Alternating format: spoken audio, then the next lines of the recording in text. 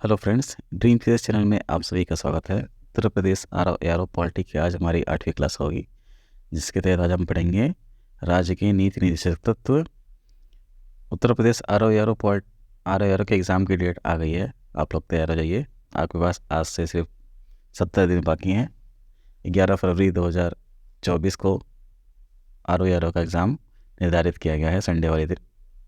चलिए आज की क्लास शुरू करते हैं। भारतीय संविधान में राज्य की शासन व्यवस्था को लोकतांत्रिक स्वरूप प्रदान करने के लिए राज्य की नीति निर्देशक तत्वों का प्रावधान किया गया है। संविधान निर्माताओं ने यह विचार 1937 में निर्मित आयरलैंड के संविधान से लिया है। आयरलैंड के संविधान ने इसे स्पेन के संविधान से लिया था। डॉक्टर भीमराव अम्बेडकर ने इन तत्वों को विशेषता वाला बताया है। मूल अधिकारों के साथ निर्देशक तत्व संविधान की आत्मा एवं दर्शन है। ग्रेनविल ऑस्टिन के निर्देशक तत्व और अधिकारों को संविधान की मूल आत्मा कहा है।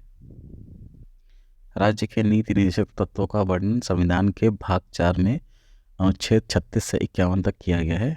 राज्य के नीति निर्देशक तत्वों को शामिल करने का उद्देश्य सामाजिक और आर्थिक प्रजातंत्र को स्थापित करना है।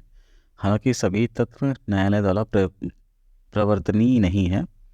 केटी शाह ने इसी कारण से इसकी तुलना ऐसे चेक से की है जो बैंक की सुविधा अनुसार अदा किया जाएगा।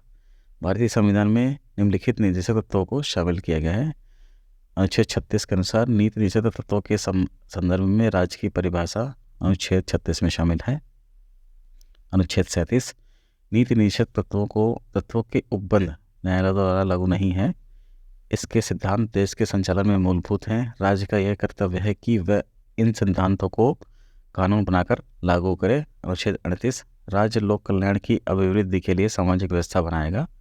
अनुच्छेद 39 राज्य द्वारा अनुसरणीय कुछ नीति निर्देशक तत्व हैं, जैसे पुरुष और स्त्री को समान रूप से आजीविका प्राप्त हो, भौतिक संसाधनों का वितरणकारी न्याय उपबंध हो, आर्थिक विकेंद्रीकरण हो, पुरुष स्त्री को समान कार्य के लिए समान वेतन प्राप्त हो, बालकों हेतु कल्याण परक कार्य आदि।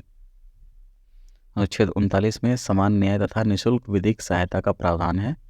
अनुच्छेद 40 के अनुसार राज्य ग्राम पंचायतों के गठन का प्रयास करेगा। अनुच्छेद 41 के अनुसार राज्य कुछ दशाओं में काम, शिक्षा तथा लोक सहायता पाने के अधिकार को प्राप्त कराने का प्रभावी उपबंध करेगा। अनुच्छेद 42 के अनुसार राज्य काम की न्याय संगत और मानवोचित दशाओं का तथा प्रसूति सहायता के लिए प्रावधान करेगा।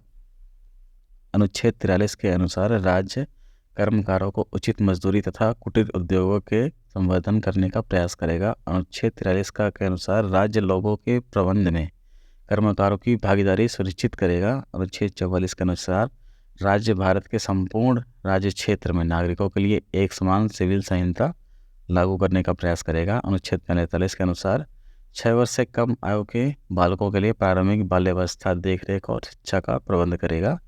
अनुच्छेद 46 के अनुसार राज्य अनुसूचित जातियों, अनुसूचित जनजातियों तथा अन्य दुर्बल वर्गों हेतु शिक्षा तथा आर्थिक हितों में वृद्धि के लिए प्रयास करेगा। अनुच्छेद 47 के अनुसार राज्य लोगों को पोषाहार स्तर, जीवन स्तर ऊंचा करने तथा लोक स्वास्थ्य आदि सुधारने का प्रयास करेगा। अनुच्छेद 48 के अनुसार राज्य कृषि और पशुपालन को आधुनिक तथा वैज्ञानिक ढंग से संगठित करने का प्रयास करेगा और गाय, बछड़ों तथा अन्य दुधारू पशुओं वध पर प्रतिबंध एवं उनकी नस्लों में सुधार में प्रयास करेगा।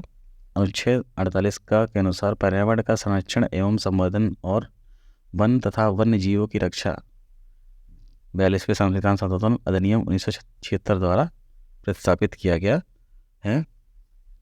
अनुच्छेद 49 राष्ट्रीय महत्व के कलात्मक तथा ऐतिहासिक अभिरुचि वाले स्मारक या स्थान का वस्तु का संरक्षण करेगा। अनुच्छेद 50 कार्यपालिका से न्यायपालिका का पृथक्करण। अनुच्छेद 51 के अनुसार राज्य अंतर्राष्ट्रीय शांति और सुरक्षा का प्रयास करेगा। मौलिक अधिकार एवं नीति निर्देशक तत्वों में अंतर। मौलिक अधिकार को भारतीय संविधान के भाग 3 में उल्लिखित किया गया है। नीति निर्देशक तत्व को भारत के संविधान के भाग 4 में उल्लिखित किया गया है। मौलिक अधिकार अमेरिका के संविधान से प्रेरित है। नीति निर्देशक तत्व आयरलैंड के संविधान से प्रेरित है। मौलिक अधिकार की प्रवृत्ति नकारात्मक है और डीपीएसपी की प्रवृत्ति सकारात्मक है।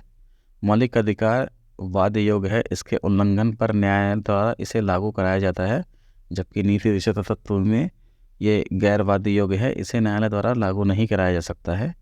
मौलिक अधिकार कानूनी रूप से मान्य है और डीपीएसपी नैतिक एवं राजनीतिक मान्यता प्रदान है। मौलिक अधिकार लागू करने के लिए विधान की आवश्यकता नहीं है। नीति निषेध तत्व को लागू करने के लिए विधान बनाने की आवश्यकता है। मौलिक अधिकार व्यक्तिगत कल्याण को प्रोत्साहन देता है, जबकि नीति निषेध तत्व सामाजिक एवं आर्थिक कल्याण के लिए बाध्य है। मौलिक अधिकार नागरिकों को स्वतः प्राप्त है। नीति निषेध तत्व सरकार द्वारा लागू करने के बाद ही नागरिकों को प्राप्त होता है। वीडियो पसंद आए तो चैनल को सब्सक्राइब करें और ज़्यादा से ज़्यादा लोगों तक शेयर करें।